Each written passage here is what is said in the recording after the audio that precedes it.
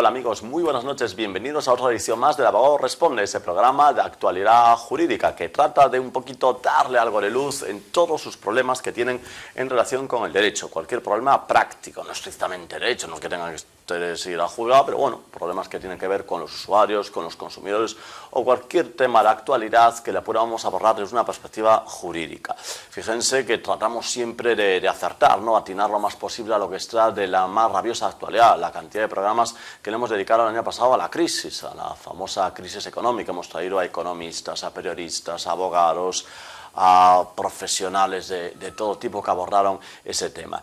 Y, por cierto, la semana pasada trajimos al que era, digo al que era porque ya no lo es, juez decano de Ferrol, lo era en esos momentos, y la verdad es que hemos atinado muy bien, porque decíamos que en breve se iba a dejar su puesto. Bueno, pues en fin, lo tuvimos la semana pasada, el viernes, lo podían ver el viernes y por supuesto el sábado, y fue el miércoles cuando ha salido en el BOE pues la publicación de su próximo destino, que es en el Juzgado Penal número 3 de Coruña, y ya no es ni juez decano ni juez, con lo cual, en fin, hemos hecho justo esa entrevista antes de que dejara su destino, al cual le agradecemos pues mucho, que ha sido pues posiblemente una de las últimas entrevistas que le han hecho. Bien, y también esta actualidad, como no, la renuncia que ha tenido su santidad el Papa pues a dirigir la Iglesia. Vamos a abordar ese tema y otros relacionados con el derecho canónico, pero eso desde la perspectiva jurídica. Obviamente no vamos a tocar el tema religioso, pero sí la parte pues jurídica, ¿no?, que la tiene y mucha. Y bueno, nosotros como intentamos ser pues profesionales, intentamos siempre atinar con los invitados, pues hemos pensado, vamos a ver, en Ferrol, porque tratamos siempre obviamente de que sean de Ferrol o comarca nuestros invitados, un abogado que además entiende mucho el derecho canónico, y ha sido muy fácil. Hemos traído, como no, a Juan Antonio Sanestemo. Muy buenas noches, Juan Antonio. Buenas noches. Y por supuesto, muchas gracias por venir una vez más al Abogado Responde, que yo creo que ya casi nos vemos un poco obligados a ponerlo en nómina. No, yo encantado, ya sabes, de estar con vosotros y estar con los televidentes compartiendo pues estos momentos dedicados al derecho. Muy bien, muchas gracias.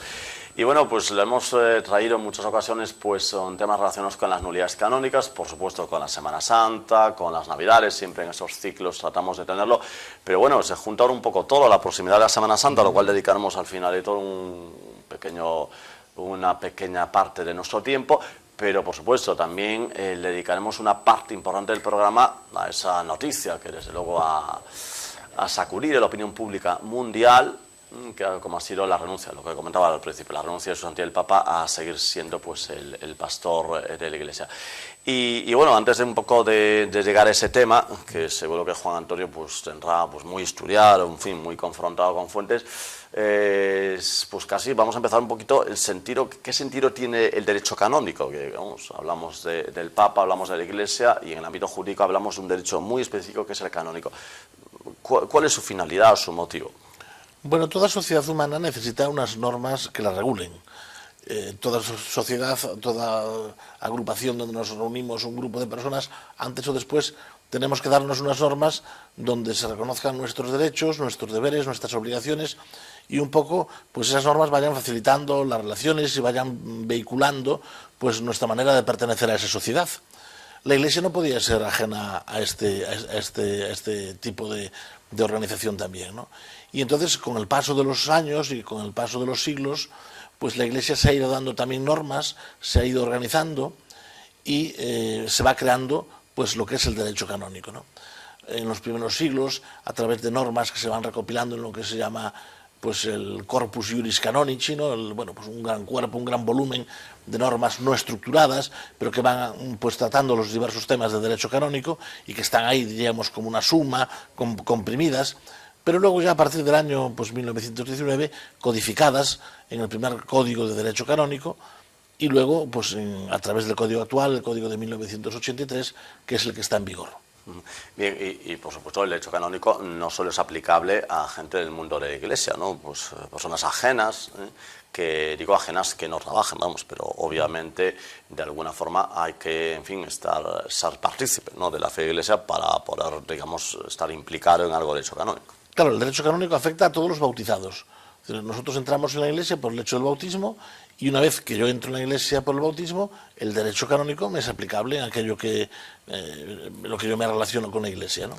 Bueno, conviene aclarar ese punto porque yo no sé si ocurre en otras religiones, pero la religión católica tiene a lo mejor especialidad, o no sé si ocurre en muchas, pero bueno, desde luego no parece ser habitual, que la Iglesia Católica es mucho de que la gente vaya un poco a la carta, ¿no? Seleccione un poquito las partes de la Iglesia que más le interesan, es decir, a lo mejor selecciona algún sacramento, selecciona que alguna vez participe en las Eucaristías, un poco hace como una selección, casi es como un plato combinado, ¿no? Por ganar un poco la frivolidad, pero casi parece que es de las pocas religiones que se diseñan, ¿no? Otras parece un poco que sus creyentes son un poquito más estrictos, ¿no? Sí, bueno, sin ánimo de hacer publicidad, yo digo que es un poco la religión del Corte Inglés, ¿no? Donde tú llegas y vas con tu carrito y vas cogiendo esto me gusta, esto no me gusta, esto me viene bien, esto no me viene bien, esto es mi talla, esto no es mi talla, esto me ajusta, esto no me ajusta, y vas componiéndote tu propia religión, ¿no? Claro, eso al final no es la religión católica, ¿no? Al final es una religión que yo me he hecho a mi medida. La fe católica está perfectamente estructurada en el catecismo, en el credo, y no en el derecho. El derecho es, como digo, normas que vinculizan nuestras relaciones, pero que, bueno, pues está ahí, ¿no? Entonces uno o la asume íntegramente, o lo que no puede ir es ir haciéndose, pues es una religión collage donde vamos componiendo lo que nos gusta de cada cosa, ¿no? A la carta. A la carta. Muy bien. Bien, un aspecto que todos hemos oído alguna vez hablar y que de alguna forma se habla en alguna entrevista hoy en día, aprovechando un poquito la noticia de la renuncia de su santidad, es el tema de los concilios. ¿Qué es exactamente un concilio? Un concilio es una reunión de obispos con el Papa, ¿no? Y en esto conviene distinguir lo que es un concilio de lo que es un cónclave. Nosotros lo que vamos a ver ahora próximamente es un cónclave, que es una reunión de cardenales con derecho a elegir, con derecho a voto, que se reúnen para elegir un papa. El concilio es una cosa distinta. El concilio es una reunión de todos los obispos del mundo con el papa, con el obispo supremo, para tratar temas más bien de carácter pastoral, ¿no? La finalidad es distinta. El cónclave es solamente para la elección del Papa. Dentro del concilio puede entrar, pues como entraron por ejemplo en el Concilio Vaticano II, multitud de temas de renovación de la Iglesia, ¿no? Desde las relaciones con el mundo hasta la liturgia, pues hasta la manera de comunicar o las relaciones con los medios de comunicación, etcétera, etcétera, ¿no? Ha habido algunos de esos concilios que han cambiado un poquito el rumbo de la Iglesia, ¿no? Por supuesto el Concilio de Trento y desde luego el más reciente, ¿no? El Concilio Vaticano II. ¿Qué supuso en concreto este último concilio del Vaticano II? Yo pienso que lo que supuso el Concilio Vaticano II todavía lo estamos descubriendo ahora, porque el Concilio Vaticano II es un concilio que está todavía, no por estrenar, pero sí en muchos de sus aspectos está todavía por aplicarse, ¿no? Es un concilio que es novedoso todavía, es un concilio que podríamos decir todavía hoy nos queda grande. Ha abierto tantas puertas que hemos sido incapaces de salir por todas ellas, ¿no? Y el Concilio Vaticano II suponía aquello que, bueno, pues que quería Juan XXIII cuando lo convocó, ¿no?